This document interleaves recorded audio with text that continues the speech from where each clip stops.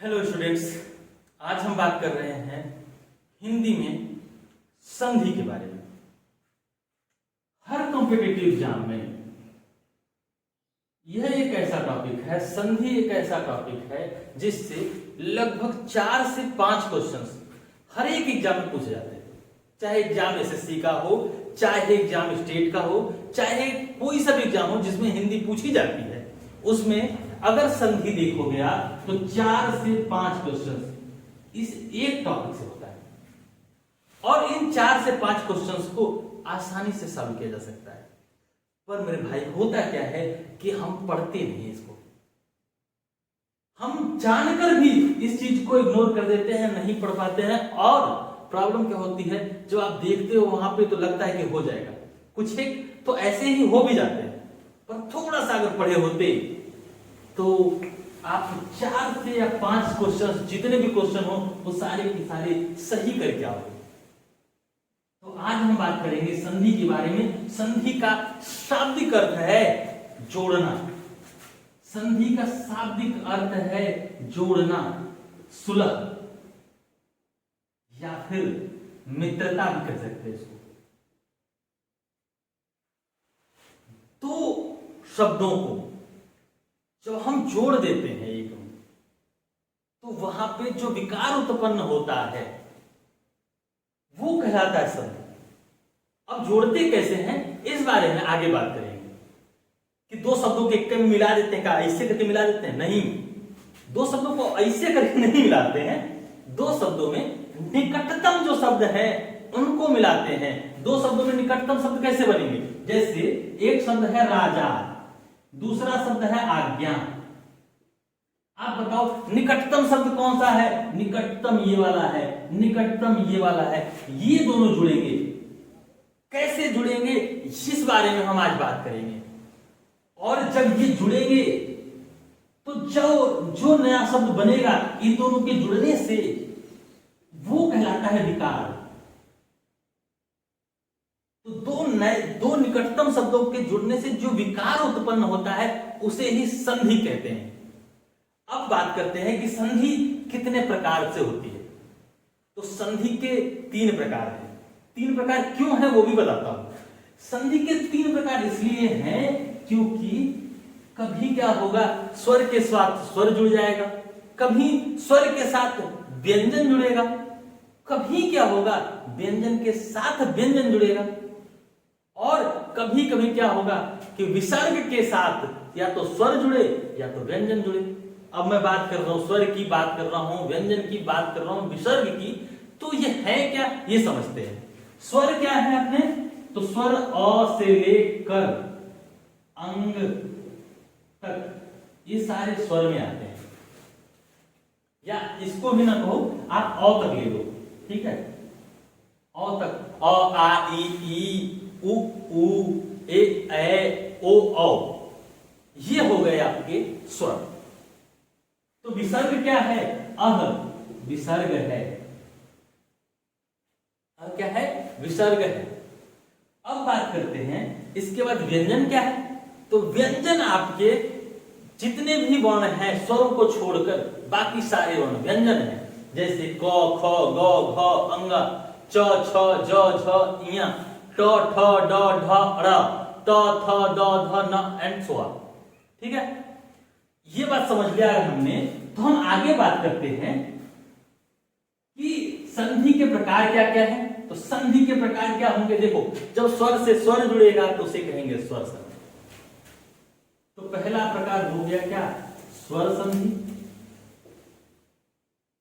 दूसरा प्रकार हो जाएगा जब व्यंजन से स्वर जुड़े या स्वर से व्यंजन जुड़े या व्यंजन से व्यंजन जुड़े, तो क्या कहलाएगा? वो कहलाएगा व्यंजन संधि।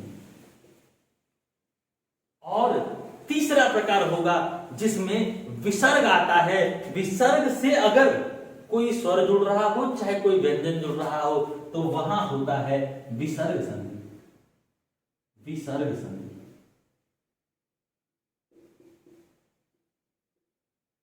ठीक है, अब आज हम बात करेंगे स्वर संधि की।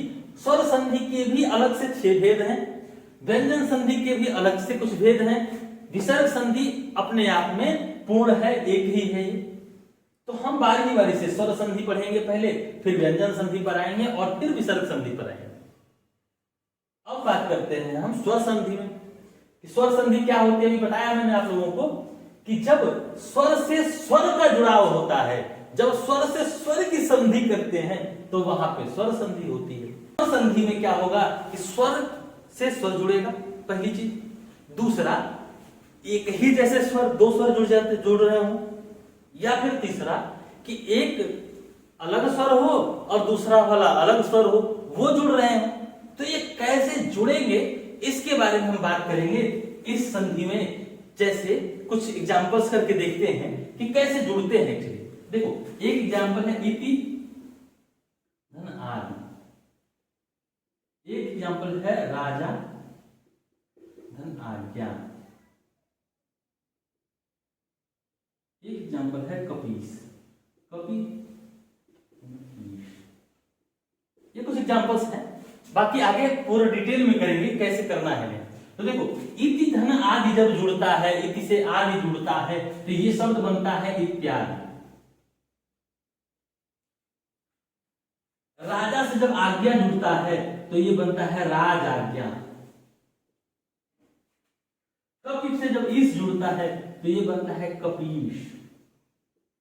अब प्रॉब्लम देखो क्या हो रही है, यहां आ से आ जुड़ा तो आ बना, यहां ई से आ जुड़ा तो या बना, ठीक है। यहां ई से ई जुड़ा तो ई बना, बड़ी ई बना, ठीक है। तो हम अब इस पे बात करें कि ये कैसे बना, ये या क्यों बना, ये आ क्यों बना और ये ई क्यों बना। और जब ये बात हम समझ जाएंगे तो संधि हमारे लिए चुटकियों का खेल हो जाएगा। तो चलिए चुटकियों का खेल करते हैं, हम संधि को आगे बढ़ाते हैं और पढ़ते हैं स्वर संधि के बारे में, स्वर संधि के भेदों के बारे में। स्वर संधि के भेद अगर हम सब सारे भेद समझ लेंगे तो हमें समझ में आ जाएगा कि ये ऐसा क्यों हुआ था। तो चलिए, स्वर संधि के 6 भेद हैं। पहला है दीर्घ संधि, दूसरा गुण, यण संधि, वृद्धि संधि, अयादि संधि, अयादि संधि और छठा होता है पूर्व रूप संधि। पूर्व रूप, देखिए हम बात करेंगे अभी दीर्घ संधि की। आज हम दीर्घ संधि करेंगे इसमें। तो दीर्घ संधि की जब बात करते हैं तो इसका देखो, ये संधि का जो स्वरूप है या संधि जो ली गई है हिंदी में, वो ली गई है बेसिकली संस्कृत से। तो संस्कृत में स्वर संधि के लिए, स्वर संधि में दीर्घ संधि के लिए एक सूत्र आता है, अकः सवर्णे दीर्घ। हम लोग याद करते थे इसको, अकः सवर्णे दीर्घ। इसका मतलब होता है कि जब एक जैसे स्वर्ण जुड़े तो उनका दीर्घ हो जाता है। इसका मतलब समझते हैं। मतलब ये है कि जब एक जैसे सवर्ण, जैसे कि अ से जुड़े, अगर अ किससे जुड़े, अ से जुड़े तो यहां क्या हो जाएगा, आ हो जाएगा। एक जैसे सवर्ण ई से जुड़े तो ई हो जाएगा, बड़ा ई, दीर्घ हो जाएगा। इसी तरह ऊ अगर ऊ से जुड़े तो बड़ा ऊ हो जाएगा। अब सवाल उठ रहा है कि अ से अगर आ जुड़े तो अ से आ जुड़ेगा तो एक ही जैसे सवर्ण है दोनों, अ से मिलके ही आ बनता है। दो बार अ मिला था तो आ बना था, एक और अ मिल जाएगा तो क्या बनेगा, आ ही बनेगा। इसमें एक और संधि कर लो अ से तो क्या बना, आ। दो ई मिलके बड़ी ई बने थे, एक और ई मिल जाएगा तो क्या फर्क पड़ेगा, बड़ी ई बनेगा।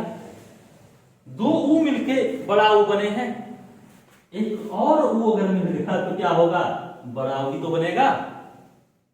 अब इसको अप्लाई कैसे करेंगे, हम दीर्घ संधि में ये पढ़ते हैं और ये कंसेप्ट बहुत ही, देखो ये कंसेप्ट बहुत आसानी से क्लियर कर दिया मैंने आपका। अब अगर ये समझ में आ गया है तो एग्जाम्पल्स में आपको कोई दिक्कत नहीं आनी है, एक भी दिक्कत नहीं आएगी। चलिए देखते हैं कैसे। हम पढ़ रहे हैं दीर्घ संधि और दीर्घ संधि में हम बात करेंगे इस पहले इस वाले की, ये कैसे बनता है। तो कुछ एग्जांपल्स देखते हैं। तो हम पहले इस वाले को देखते हैं। अ से अ जुड़ता है तो क्या बनता है, आ बनता है। आ से अ जुड़ता है तो क्या बनता है, आ बनता है। और अ से आ जुड़ेगा तो भी आ ही बनता है। तो पहला देखते हैं एग्जांपल हम। पहला एग्जांपल देव प्लस अधिपति। देव प्लस अधिपति जुड़ा तो बना क्या, देखो इसका अ और इसका अ मिलके क्या बनेगा, आ। तो व में क्या आ जाएगा, कौन सी मात्रा आ जाएगी, आ की मात्रा आ जाएगी। और बनेगा क्या, देवाधिपति। यहां तक किसी को डाउट। अब अगर ये समझ में आ गया था तो एक और देखते हैं। बनता है विद्या। विद्या प्लस अर्थी। दो अलग अलग शब्द हैं। विद्या का मतलब होता है ज्ञान और अर्थी का मतलब है कि उसको सीखने वाला, विद्या की चाह रखने वाला। अब देखो यहां पे विद्या में कौन सा स्वर आ रहा है, आ। जोड़ किससे रहा है, अ से। बनेगा क्या, आ। तो बना क्या, विद्यार्थी।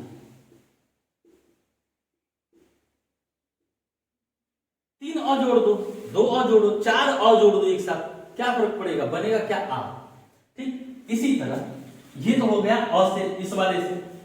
अब आते हैं इस वाले में। इस वाले में देखें अगर तो क्या हो रहा है, ई से ई जुड़ रहा है। तो चलिए इसको हटाते हैं और जोड़ते हैं ई से ई को और ई से बड़ी ई को। एक शब्द होता है कपि। कपि का अर्थ है बंदर। कपि को ई से जोड़िए, क्या बना, देखिए ई से जुड़ रहा है ई। नियम देखिए अगर तो ई से जुड़ रहा है ई, बनेगा क्या, बड़ी। बना बड़ी। बड़ी यहां रखते हैं तो प पे क्या मात्रा हो जाएगी, बड़ी की मात्रा हो जाएगी और बनेगा कपीश। बना। तो यहां तक किसी को दिक्कत हो तो बताइए। अब देखते हैं कुछ चीजें।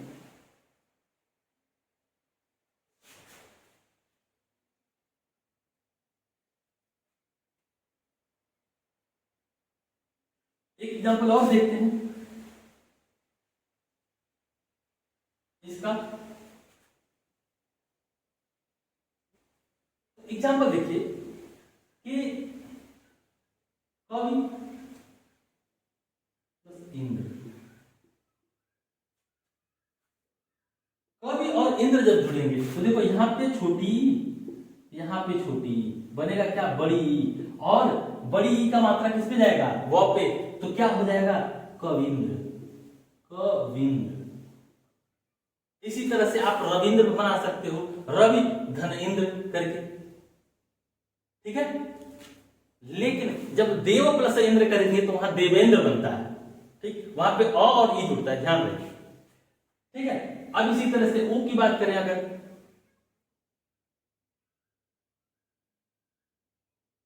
तो इसमें एक शब्द आता है भानु। देखो भानु, एक शब्द है भानु। इसमें लिख दो उदय।